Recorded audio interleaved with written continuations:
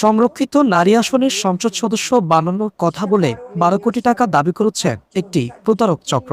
এমন অভিযোগ করেছেন মহিলা দলের কেন্দ্রীয় যুগ্ম সম্পাদক ফাতেমা বাদশা।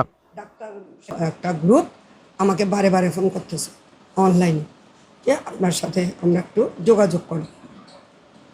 তখন আমি বললাম, আমি ভাই কোনো কারোর সাথে কথা বলবো না, যেহেতু আমি চাচ্ছি না, আমি কারোর সাথে কথা বলার প্রয়োজন নেই, আমি আমার মতো আছি। তখন আমি অসুস্থতার কথা বলে ওনাদেরকে বারে বারে আমি প্রত্যাখ্যান করেছি। তিনি জানান, প্রথমে ফোনের মাধ্যমে তার সঙ্গে যোগাযোগ করা হয়। এরপর গত ১১ মার্চ চক্রটির ৪ সদস্য তার বাসায় গিয়ে সাক্ষাৎ করেন। এই সময় তিনি কৌশলে তাদের ছবি তুলে সংরক্ষণ করেন। দল আপনাকে যোগ্য মনে করেছে, আপনি সিলেক্টেড, তবে আপনার কিছু কাজ করতে হবে। কী কাজ?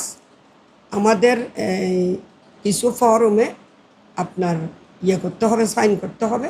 সেইগুলা আপনি যখন সংসদে যাবেন, আপনি যখন করবেন, এই শপথ বাক্য পাঠ করবেন, তখন আমরা এটা কাজের মাধ্যমে আপনার থেকে ওই লেনদেন ক্লিয়ার করব। কী লেনদেন? ১২ কোটি টাকা এটা লাগবে, আপনি কাজের মাধ্যমে এটা ফয়সালা করবেন। আপনি তখন আমার মনে আসছে যে আমি হয়তো বা কোনো একটা কঠিন সময় আমি এই মুহূর্তে পার করতেছি।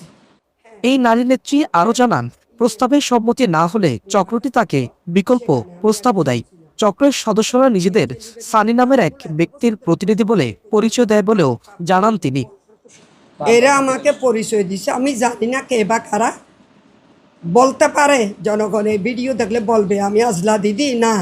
ওনারা বলছে কি সানি ভাইয়ের কোটা আমরা, কোন সানি আমি তাও জানি না। সানি ভাইয়ের কোটা আমরা, আমাদেরকে পাঠিয়েছে। আপনি চট্টগ্রামের মেয়ে, আর চট্টগ্রাম থেকে কোনো নারী নেত্রী বা কর্মী কেন্দ্রীয় কমিটি কোনো পোস্ট নেই, আপনার কিন্তু কেন্দ্রীয় কমিটির জয়েন্ট সেক্রেটারি। আমি কেন এই স্টেটমেন্ট দিচ্ছি? আমার মতো কেউ যাতে প্রতারকের খপ্পরে আর না পড়ে, আমি এই বার্তা পৌঁছানোর জন্য দলকে আমার এ বক্তব্য। বিষয়টি তিনি দলের কয়েকজন নেতাকে মৌখিকভাবে জানিয়েছেন।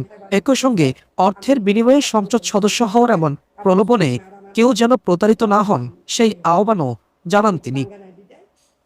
সৈয়দ হুসাইন, বাংলানিউজ 24, চট্টগ্রাম।